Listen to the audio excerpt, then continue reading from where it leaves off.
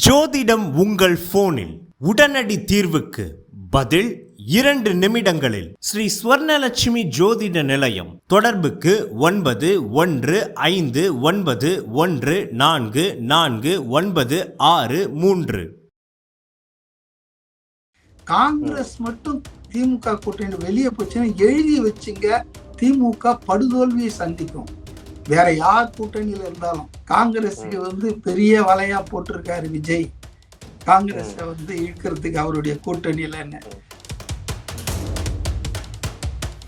அவரை போயிட்டு ஏதோ கருணாநிதி கைய புடிச்சுக்கிட்டு சாகும் போது தமிழ்நாட்டையும் ஜனநாயகம் புழுகிறதுக்கு ஒரு அளவே இல்லையா?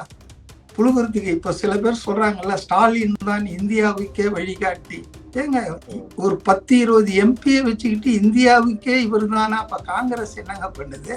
திமுக அதிமுக ரெண்டையும் ஒரே குட்டையில் உரிய மட்டைகள் என்று மேடைதோறும் விமர்சனம் செய்த திரு காமராஜ் அவர்கள் கலைஞர் கருணாநிதியை கையை பிடிச்சிக்கிட்டு நாடே உங்களை தான் எதிர்பார்த்திருக்குன்னா, இதெல்லாம் கற்பனை கதைகளுக்கு ஒரு அளவு இருக்குங்க.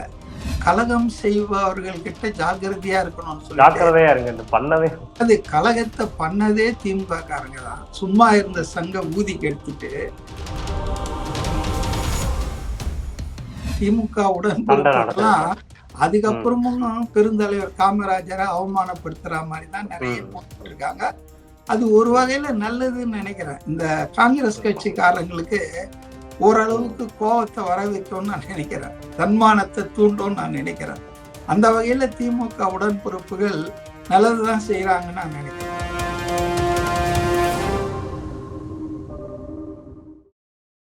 இப்போ போன மாநாட்டுல தாவைக்கா சைடு ரொம்பவே சூப்பரா நடத்தியிருந்தாலும் ஒரு சின்ன சின்ன விஷயங்கள் கொஞ்சம் பெட்டரா பண்ணிருக்கலாம் அப்படின்ட்டு சொன்னாங்க. எக்ஸாம்பிள் தண்ணி ஒரு டைமுக்கு மேல இருந்த அத்தனை லட்சம் ஜனங்களுக்கு தண்ணி கொடுக்க முடியல. ஏன்னா ரொம்ப அளவு கடந்து போயிட்டாங்க. கிட்டத்தட்ட அந்த மாநாடுக்கே பாத்தீங்கன்னா 10 லட்சம் மேல ஜனங்கள் போயிருப்பாங்க. மதியம் வரைக்கும் தண்ணிக்கு கொடுக்க முடிஞ்சது. அதுக்கு மேல தண்ணி கொடுக்க முடியல அப்படின்னு ஒரு கம்ப்ளைண்ட் வச்சாங்க. அதுக்கப்புறமா இந்த டவர் ப்ராப்ளமா போயிருச்சு. யாராலையுமே தொடர்பே பண்ணிக்க முடியல.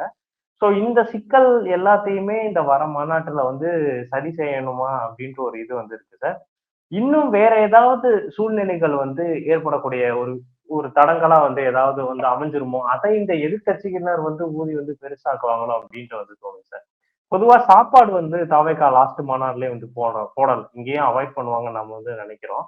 சோ இதை பத்தி என்ன சார் நினைக்கிறீங்க? இந்த மாதிரி சின்ன சின்ன விஷயங்களை இந்த எதிர்கட்சி ஊதி பெருசாக்குறது. அதாவது உங்களுக்கு இருக்கிற இந்த அக்கறை, பொது வெளியில இருக்கிற நம்மளை போன்ற வெல்விஷர்ஸ்க்கு இருக்கிற அக்கறை அந்த கட்சியை நடத்துகிறவர்களுக்கு இல்லாமல் இருக்காது. அவங்க எப்பவுமே ஒரு புது நிகழ்ச்சி நடக்கும்போது அனுபவ குறைவு காரணமாக சில விஷயங்கள் நடக்கலாம், தவறுகள் நடக்கலாம். பெரிய பெரிய கட்சிகள் நடக்கிற மாநாடுகள்லயே எவ்வளவு தவறுகள் சிக்கல்கள்லாம் வருது. இது ஒரு குழந்தை மாதிரிதான்.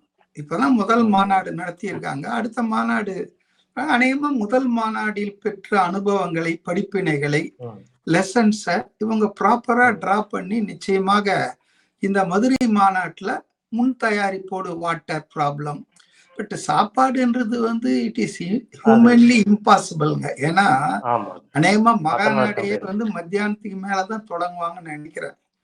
ஆஃப்டர் லஞ்ச் தான் தொடங்குவாங்க. ஈவினிங் லேட் நைட் வரைக்கும் நடத்துவாங்கன்னு நினைக்கிறேன். ஒரு நாள் மாநாடு தான் அறிவிச்சிருக்காங்க.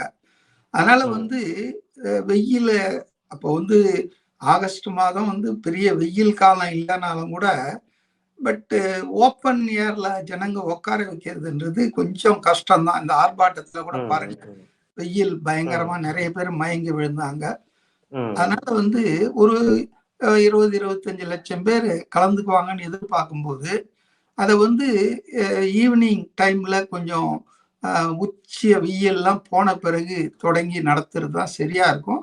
அதனால உணவு கொடுக்கறதுன்றதெல்லாம் பொருளாதார ரீதியாகவும் சாத்தியம் இல்லை, யாரையும் சாட்டிஸ்ஃபை பண்ண முடியாது. எத்தகைய உணவு கொடுத்தாலும் குறை சொல்றவங்க எல்லாத்துக்கும் சொல்லுவாங்க. அதாவது குறை கண்டுபிடிச்சு சொல்லணும் விஜய் மேலன்னு சொல்றவங்க எல்லாத்துக்கும் சொல்லுவாங்க. பட் அதுக்காக அவங்க மாநாடு நடத்தாமலாம் இருக்க முடியாது. அந்த போன மாநாட்டுல நடந்த ஒரு சின்ன சின்ன விஷயம்தான். அதாவதுங்க, இப்ப ஒரு 10-30,000 பேர் கலந்துக்கிட்டாங்கன்னு நினைக்கிறேன் நான் அந்த ஆர்ப்பாட்டத்துல. அதுல வந்து குவாலிட்டி கம்மியா இருக்கிற அந்த மெரிடியன்ஸ் கொஞ்சம் உடைஞ்சு போயிடுச்சு. கூட்டம் சேரும்போது இது மாதிரிலாம் நடக்கிறது சாதாரணம் தான். ஆனா அது ஒரு பெரிய இஷ்யூ ஆக்கி மேயரே போய் கம்ப்ளைண்ட் கொடுக்குற மாதிரியும், இத்தனைக்கும் அந்த தாவேகா சம்பந்தப்பட்ட மாவட்ட செயலாளர் உடனடியா சொல்லிட்டாரு, எங்க செலவுல அதெல்லாம் சரி பண்ணி தரோன்னு. இதுவரைக்கும் எந்த அரசியல் கட்சி நடத்தின இயக்கத்துக்கு பின்னாலே இப்படி எல்லாம் யாரும் சொன்னதே இல்லை. இது ஒரு முன்மாதிரியான விஷயம்தான். ஆனாலும் ஈர பேனாக்கி பேனை பெருமாளாக்கி பிரம்மோத்சவம் பண்ணுவாங்க திமுக காரங்க. அதாவது 25 பேர் செத்தது, அந்த படுகொலை, சித்திரவதை, லாக்அப் மரணங்களை பத்தி கவலைப்பட மாட்டாங்க. மெரிடியன்ல மக்கள் பணம் சேதாரம் ஆயிடுச்சு. டாஸ்மாக்ல 39,000 கொள்ளை அடிச்சிட்டீங்கன்னு சொல்லி அமித்ஷா சொல்றாரு. இது இந்த சேதாரத்தை விட மக்கள் பணம் கொல்ல போறது, அதை பத்தி எல்லாம் கவலைப்பட மாட்டாங்க. அவங்கள பொறுத்த வரைக்கும் திமுக உடன்பிறப்புகள் வந்து ஒன்வே தான் பார்ப்பாங்க. இப்ப கூட பாருங்க, தேவையில்லாம பெருந்தலைவர் காமராஜர், எளிய மனிதர், ஏழை பங்காளர், அவர் மாதிரி அவர் தான் என்னை பொறுத்த வரைக்கும், என்னுடைய பர்சனல் ஒப்பீனியன், இந்த இத்தனை ஆண்டுகள்ல மிகச்சிறந்த சீஃப் மினிஸ்டர் யாருன்னா திரு காமராஜர் தான். அவரை போய் சிவா போன்ற ஆட்கள் வந்து தேவையில்லாம பேசி இன்னைக்கு அது வந்து எந்த அளவுக்கு மக்களை வந்து கொதித்தேட வச்சிருக்கு பாருங்க. திமுக ஆட்கள் என்ன நினைக்கிறாங்கன்னா, கலைஞர் மோடி நினைக்கிற மாதிரி, மோடி வந்து பிரதமர் ஆகிறதுக்கு முன்னால இந்தியாவே இல்லை, இந்தியாவில எல்லாரும் வந்து எதுவுமே தெரியாம இருந்தாங்க அப்படின்னு தானே அவர் சொல்லிட்டு இருக்காரு. அது போல திமுக காரங்க என்ன நினைக்கிறாங்கன்னா, கருணாநிதி முதலமைச்சர் ஆனதுக்கு பிறகுதான் தமிழ்நாடே இருந்த மாதிரியும், தமிழ்நாடே வளர்ந்த மாதிரியும், அதுக்கு முன்னால இருந்த சீஃப் மினிஸ்டர்ஸ், அதுக்கு முன்னால இருந்த கவர்மெண்ட் எதுவுமே செய்யலன்ற மாதிரி கதை சொல்றாங்க. என்ன கேட்ட இட்டுக்கட்டிய கதைகள் தான் அதிகம். அதாவது காமராஜர் போன்ற அவர் வந்து எளிமையின் மறு உருவம்னு சொல்லலாம், படிக்காத மேதை. அதாவது இந்தியாவில வந்து 2 பிரதமர்களை தேர்ந்தெடுக்கக்கூடிய வாய்ப்பு பெற்ற ஒரு தமிழர். ரொம்ப பெருமிதம் கொள்ளலாம். கட்சி வித்தியாசத்தெல்லாம் கடந்து இன்னைக்கு அவர் கட்டின அணைகள் தான் இன்னைக்கு தமிழ்நாட்டில் இருக்கு. அவர் கட்டின தொழிற்சாலைகள், அவர் செஞ்ச நல்ல விஷயங்கள்லாம் இன்னைக்கும் நிலைத்து நிக்குது. அதனால அவரை போயிட்டு ஏதோ கருணாநிதி கையை பிடிச்சுக்கிட்டு சாகும் போது தமிழ்நாட்டையும் ஜனநாயகம் புழுகிறதுக்கு ஒரு அளவே இல்லையா? புழுகிறதுக்கு இப்ப சில பேர் சொல்றாங்கல்ல, ஸ்டாலின் தான் இந்தியாவுக்கே வழிகாட்டி. ஏங்க, ஒரு 10-20 எம்பியை வச்சுக்கிட்டு இந்தியாவுக்கே இவர் தானா? அப்ப காங்கிரஸ் என்னங்க பண்ணுது? ராகுல் காந்தி என்னங்க? அதாவது ஏதோ கற்பனை கதைகளை அளந்து விடுறதுல திமுகவினர் ஏதோ இவங்க வந்த பிறகுதான் தமிழுக்கு பாதுகாப்பு வந்த மாதிரியும், இவங்க வந்த பிறகுதான் தமிழ் இனமே தலை தூக்குனா மாதிரியும். வெக்க கேடு. இவர் கடற்கரையில 1 மணி நேரம் பட்டினி போராட்டம் நடத்திட்டு போர் முடிஞ்சிடுச்சு ஈழத்துலன்ட்டு போனார்ல வீட்டுக்கு. ஈழத்தமிழர்களுக்கு திமுக போன்ற ஒரு கட்சி செய்த துரோகத்தை தமிழ் மக்கள் மறக்க முடியுமா? நிச்சயமா மறக்க முடியாது. ஆனா அதையெல்லாம் மூடி மறைச்சிட்டு ஏதோ தமிழினத்துக்கே தலைவர், தமிழினத்தையே காக்க வந்த கலைஞர், அது மாதிரி சிவா வந்து காமராஜர் இவர் கையை பிடிச்சிக்கிட்டு கலைஞர். ஏங்க, அவர் மரணம் எப்படி நிகழ்ந்தது? ஒரு சில நிமிடங்கள்ல நிகழ்ந்தது. அவருடைய துணைவர் அந்த உதவியாளர் வைரவனை லைட் ஆஃப் பண்ண அப்படின்ட்டு போய் படுத்துட்டு 10 நிமிஷத்துக்குள்ள இறந்துட்டாரு. அதுக்குள்ள சாகும் தருவாயில் கருணாநிதி போனாராம், அவர் கையை இவர் பிடிச்சிக்கினாராம். ஏங்க, அவர் நல்லா சொல்லியிருக்காரு. அதாவது திமுக அதிமுக 2ஐயும் ஒரே குட்டையில் உரிய மட்டைகள் என்று மேடைதோறும் விமர்சனம் செய்த திரு காமராஜ் அவர்கள் கலைஞர் கருணாநிதியை வந்து கையை பிடிச்சிட்டு நாடே உங்களைதான் எதிர்பார்த்திருக்குன்னா, இதெல்லாம் வந்துங்க கற்பனை கதைகளுக்கு ஒரு அளவு இருக்குங்க. திமுகவினர் வந்து கற்பனையா தமிழ்நாட்டையே நாங்க தான் நிர்மாணிச்சோம் அப்படின்ட்டு ஒரு 10-15-20 வருஷமா பல முறை ஆட்சிக்கு வந்ததால பொய்யான தகவல்களை பரப்புறாங்க. இவங்க தமிழ்நாட்டின் கலாச்சாரத்தை சீரழித்திருக்கிறார்கள். தமிழ் மொழியில வந்துட்டு இவங்களால ஒன்றும் தமிழ் மொழி காப்பாற்றப்படவில்லை. அது சங்க காலத்திலிருந்து இருக்குங்க. அதனால வந்து பொய் பேசுவதில் திமுகவினர் வல்லவர்கள், கில்லாடிகள். ஆனா அது மாதிரிதான் பேசி ஒரு பொய்யை நேத்து திருச்சி சிவா மாட்டிக்கிட்டு இன்னைக்கு சரண்டர் ஆயிட்டாங்க. ரொம்ப தப்புங்க. காமராஜருடைய அதுவும் பிறந்த நாள்ல போய் அது மாதிரி அவர் அவமானப்படுத்துது, இதெல்லாம் வந்து ரொம்ப தப்புங்க.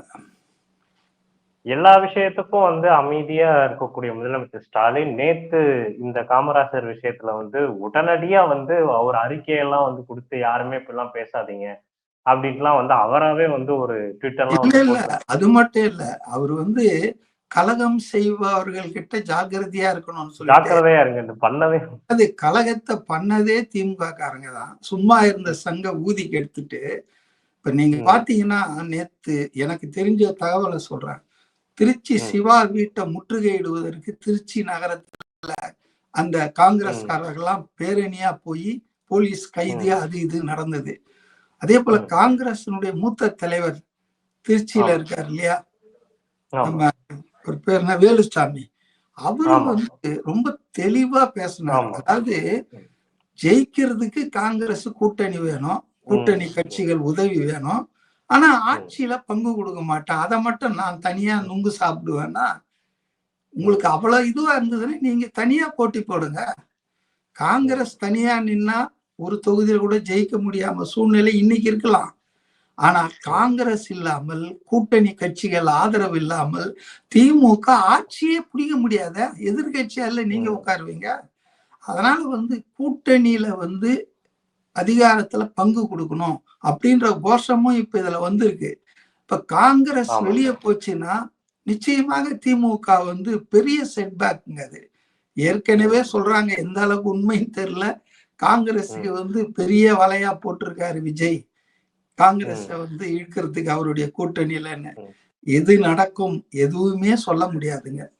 தேர்தலுக்கு ஒரு மாசத்துக்கு முன்னால வரைக்கும் இப்ப எடப்பாடி ஒரு பக்கம் சொல்றாரு பிரம்மாண்டமான கட்சி நம்ம கூட்டணியில வரப்போகுதுன்னு. அதனால இந்த அலையன்ஸ் எல்லாமே ஃபர்ம் அப் ஆகுறது வந்து மார்ச் ஏப்ரல்ல தாங்க 2026 ஆகும். அது வரையில என்ன பேச்சுவார்த்தைகள், தொகுதி ஒதுக்கீடு, அதுல என்ன சிக்கல் வரப்போகுது, எண்ணிக்கை மட்டுமல்ல குறிப்பிட்ட தொகுதிகள். இப்ப எண்ணிக்கை 10 கேக்குறாங்கன்னா அந்த 10 எங்கேயோ 10 கொடுக்க கூடாது, வெற்றி பெற வாய்ப்புள்ள தொகுதிகளை கேட்பாங்க, அதுல சிக்கல் வரும். இப்போ அநேகமாக வந்து ஒரு 2-3 மாசத்துக்கு முன்னாலதான் தேர்தல்ல எந்தெந்த அணிகள் எப்படி களத்துல இருக்குது. ஆனா 3 அணிகள் 4 அணிகள் தான் இருக்கும்னு நினைக்கிறேன். அதுக்கு மேல அணிகள் உருவாகிறதுக்கு வாய்ப்பு இல்லை. இருந்தாலும் கூட இன்னைக்கு வந்து காங்கிரஸ் கட்சி உள்ளிட்ட பல கட்சிகள் வந்து திமுகவினுடைய என்ன சொல்றது பெரிய அண்ணன் போக்கு. அவங்க என்ன நினைக்கிறாங்கன்னா, திமுக கூட்டணி வச்சுட்டாங்கன்னா அவங்களாம் நம்ம கொத்தடிமைகள், நம்ம சொல்றதை கேட்டுக்கணும், நம்மளை எதிர்த்து பேசக்கூடாது. அதெல்லாம் ஜனநாயகத்துல நல்லது இல்லைங்க. கூட்டணின்னு தொகுதி உடன்பாடு தான். உங்க வாக்குகளை அந்த கட்சி வேட்பாளருக்கு அந்த தொகுதியில போடுறீங்க, இன்னொரு தொகுதியில அவங்க கட்சி உங்க கட்சிக்கு போட போகுது, அவ்வளவுதான். அதாவது பூலிங் த ஓட்ஸ் தான், அதோட கதை முடிஞ்சிடுச்சு. அதுக்கப்புறம் வந்து கொள்கை கூட்டணி, லட்சிய கூட்டணி எல்லாம் ஒரு மண்ணாங்கட்டியும் கிடையாதுங்க, புரியுதுங்களா? அப்ப காங்கிரஸ் கூட்டணியில ஏதாவது பங்கம் வந்துட போகுதுன்னா நேத்து உடனடியாக ஸ்டாலின் தலையிட்டு அந்த இதெல்லாம் அறிக்கையெல்லாம் விட்டாரு. ஆனா யாரும் கேட்கற மாதிரி இல்ல. திமுக உடன்பாடுலாம் அதுக்கப்புறமும் பெருந்தலைவர் காமராஜரை அவமானப்படுத்துற மாதிரி தான் நிறைய போட்டு இருக்காங்க. அது ஒரு வகையில நல்லதுன்னு நினைக்கிறேன். இந்த காங்கிரஸ் கட்சிக்காரங்களுக்கு ஓரளவுக்கு கோபத்தை வர வைக்கும்னு நான் நினைக்கிறேன், தன்மானத்தை தூண்டும் நான் நினைக்கிறேன். அந்த வகையில திமுக உடன்பிறப்புகள் நல்லதுதான் செய்யறாங்கன்னு நான் நினைக்கிறேன். இப்ப இந்த சூழ்நிலை தொடர்ந்து இந்த விரிசல் காங்கிரஸ்குள்ளேயும் திமுகக்குள்ளேயும் வந்து நீடிச்சுட்டே வந்து இருந்துச்சுன்னா நீங்க சொன்ன மாதிரி விஜய் வந்து காங்கிரஸ் அவரோட பக்கம் இழுக்கிறதுக்கும் ஒரு சாத்தியக்கூறு இருக்குன்ட்டு எல்லாருக்கும் வந்து தோணுது. ஏன்னா சார் ஆக்சுவலா ஞாபகம் இருக்குன்னு நினைக்கிறேன், ரொம்ப வருஷம் ஒரு 10-15 வருஷம் வந்து முன்னாடி ராகுல் காந்தி வந்து இங்க சென்னைக்கு வந்து வந்திருந்தப்ப நடிகர் விஜய் அப்போ வந்து மீட் பண்ணாரு. அப்ப ஆக்சுவலா டிஎம்கே காங்கிரஸ் வந்து அகைன்ஸ்டா இருந்த வந்து டைமு. ஸோ அப்ப ராகுல் காந்தி வந்து விஜயை மீட் பண்ணதுக்கு அப்புறமா தான் விஜய்க்கு அந்த பொலிட்டிக்கல் ப்ரெஷர்ஸ் டிஎம்கே சைடு இருந்து ரொம்பவே கொடுக்க வந்து ஆரம்பிச்சது. சொல்லப்போனா அந்த காவலன் படம் ரிலீஸ் டைம் அப்ப அந்த படத்தை ரிலீஸே பண்ண கூடாது. ராகுல் காந்தி எல்லாம் போய் வந்து விஜய் வந்து பார்த்திருக்காரு. இதை நம்ம சும்மா விடக்கூடாது. ஒரு அதட்டல் போட்டு விடணும்ன்ற மாதிரி டிஎம்கே நிறைய விஷயம் வந்து பண்ணாரு. சோ ராகுல் காந்திக்கு எப்படியோ விஜயோட ஃபேஸ் வேல்யூ, அவரோட அந்த முக்கியத்துவம் தெரிஞ்சிருக்கும் தானே சார்? ஏன்னா இதுக்கு ரொம்ப வருஷம் முன்னாடியே அவர் வந்து பார்த்துட்டு வந்து போயிருந்த ஒரு ஆள் தான். இதுக்கான சாத்தியக்கூறுகள் நீங்க சொன்ன மாதிரி இன்னும் போக போக வந்து ஏற்படலாமா சார்? இன்னும் என்னென்ன விஷயங்கள் வந்து நடக்கும்? இப்பவே காங்கிரஸ் கட்சியில உள்ளுக்குள்ள வெளிப்படையா இன்னும் பெருசா பேசல. அவங்க உள்ளுக்குள்ள பல எம்எல்ஏக்கள், பல தலைவர்கள் வந்து திமுகவை எத்தனை நாளைக்கு பல்லக்குல வச்சு தூக்கிட்டு போறது, காங்கிரஸ் கட்சிக்கு ஆட்சியில அதிகாரம் வேணும். 67 ஆட்சி இழந்தது காங்கிரஸ் கட்சி. அப்போ மற்றவர்களையெல்லாம் பல்லக்குல தூக்கின்னு போய் ஆட்சியில உட்கார வைக்கிறது தான் நம்ம வேலையா? நமக்கும் ஆட்சியில பங்கு வேணும், கூட்டணிக்குல நமக்கு அரசுல பங்கு வேணும்னு ஒண்ணும் இல்லாத பிஜேபியே இப்போ 3 நாளைக்கு ஒரு வாட்டி சொல்லிட்டு இருக்காங்க இல்லையா? நாங்க கூட்டணி ஆட்சி தான், அதுல பாஜக பங்கேற்கணும். காங்கிரஸ் எவ்வளவு பெரிய பாரம்பரியமான கட்சி. காங்கிரஸ் கட்சி வந்து திமுக வெற்றிக்கு கணிசமான பங்களிப்பை செலுத்துகிறது. அதாவது காங்கிரஸ் திமுக கூட்டணியிலிருந்து வெளியே போனாலே இதனுடைய பாஜக எதிர்ப்பு என்ற முனை மழுங்கி விடுங்க. திமுகவுக்கு இன்னைக்கு சிறுபான்மையினர் ஓட்டு, தலித் ஓட்டு எல்லாம் கிடைக்கிறதுக்கு காரணம் பாஜக எதிர்ப்பு ஓட்டுகள் கொத்து கொத்தா வர்றதுக்கு மெயின் காரணமே காங்கிரஸ் பிரசன்ஸ் தாங்க. காங்கிரஸ் மட்டும் திமுக கூட்டணி வெளியே போச்சுன்னா எழுதி வச்சுங்க, திமுக படுதோல்வியை சந்திக்கும். வேற யார் கூட்டணியில இருந்தாலும், அது நாடாளுமன்ற தேர்தலா இருந்தாலும் சரி, சட்டமன்ற தேர்தலா இருந்தாலும். அதனால வந்துங்க ஐ திங்க் ஸ்டாலின் ரொம்ப பர்டர்ப் ஆயிருப்பாரு. சிவாவை கூப்பிட்டு திட்டி இருந்தாலும் திட்டி இருப்பாரு, ஏன் இந்த மாதிரி எனக்கு பிரச்சனையை கொண்டு வரீங்கன்ட்டு. ஸோ காங்கிரஸ் கட்சி ஒரு ஃபார்மிடபிள் கட்சி தாங்க அந்த திமுக கூட்டணியில. ரொம்ப நன்றி சார், உங்களோட நேரத்துக்காண்டி ரொம்ப வந்து நன்றி. இன்னும் இந்த தாவேகாவோட மதுரை மாநாடு நெருங்குறப்ப நம்ம நிறைய விஷயம் வந்து நடக்கிற அப்டேட்ஸை வச்சு நம்ம வந்து கலந்துரையாடலாம். தேங்க்யூ. ஓகே. ஜோதிடம் உங்கள் போனில் உடனடி தீர்வுக்கு பதில் 2 நிமிடங்களில் ஸ்ரீ ஸ்வர்ணலட்சுமி ஜோதிட நிலையம். தொடர்புக்கு 915914449663.